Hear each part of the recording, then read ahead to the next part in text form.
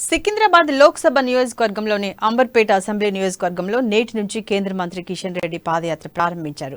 స్థానికులతో సమస్యలను అడుగుతూ ముందుకు సాగుతున్న నేపథ్యంలో స్థానిక ప్రజలు తమ సమస్యలను కిషన్ రెడ్డి దృష్టికి తీసుకొచ్చారు.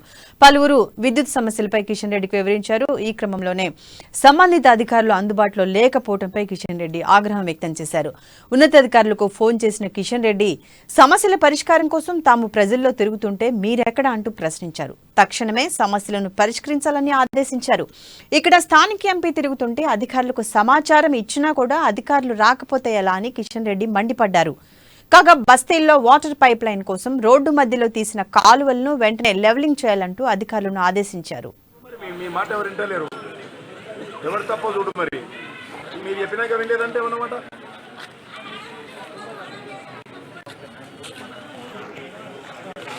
చెప్పినాక కూడా లెటర్ రాసినా కూడా రాకపోతే